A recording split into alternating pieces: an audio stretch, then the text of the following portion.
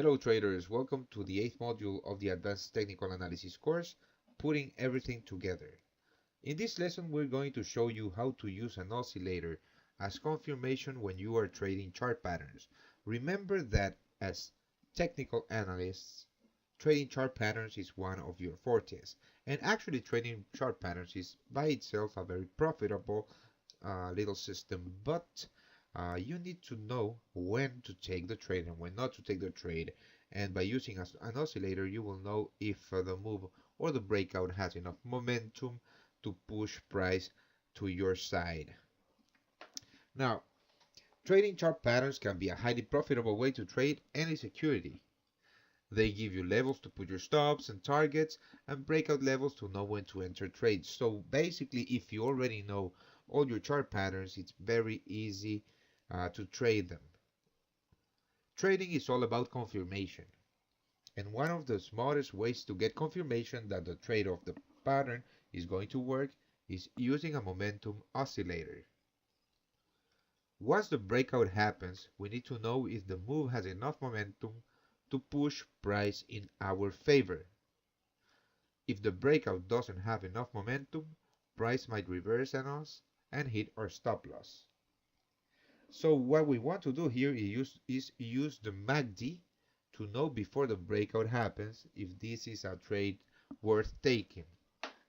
Now, you can use any momentum oscillator you want, but for this lesson, for this particular lesson, we're going to use the MACD. And we actually like to use the MACD here because you know or you visually have a confirmation of the momentum in the move with the histogram on it. So let's go to the charts and let's review one trade or one head and shoulders trade that happened a while ago. Hello traders, we are back, and as you can see here we have the 4-hour chart of the British pound US dollar, and the trade we want you to see is or the trade that we are going to analyze is this head and shoulders that formed after this move to the upside. And as you can see, we were moving to the upside, and this candle actually made a high and low, which can be taken as the first shoulder. Then we have the head, and then when we bounced off the same levels, we made the second shoulder. So actually the neckline would be this one right here. Now, as you can see, when the second shoulder completed, this candle closed way below our neckline, breaking it. So by definition, the head and shoulders is now complete and broken, so we can take this short position and we measure the distance between the head and the breakout zone, and we extrapolate it to get our target zone. Okay, this is what you do with any chart pattern. You wait for the breakout, you calculate your targets, you put your stops, you enter the trade, you wait for your targets to get hit. But what we are doing here in this lesson, we are showing you how to use the MACD to get confirmation that in fact price is going to move to the downside. And the way to do it right here is this.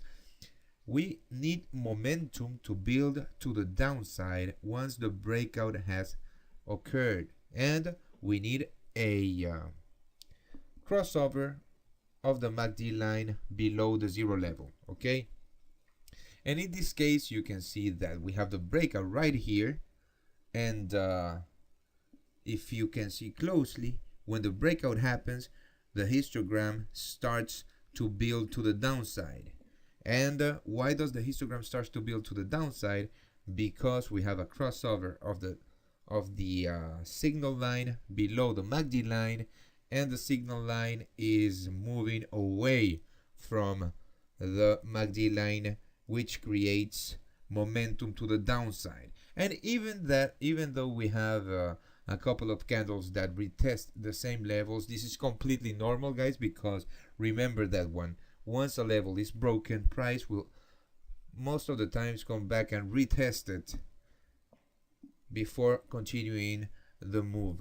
And in this case, it was a support level right here that got broken with the trend line So price retested it as resistance before continuing to the downside, and when it actually retested it as resistance, the histogram continued to grow larger and larger, pointing us that we were correct on taking this trade because momentum was building to the downside.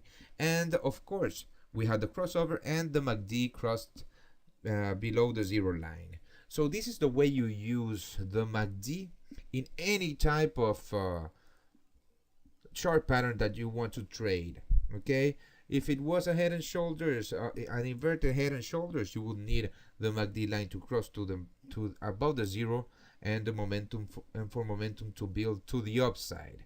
Okay, and you can apply this to any chart pattern that you know, going from a simple double top or double bottom to an advanced pattern like a Gardley or a butterfly.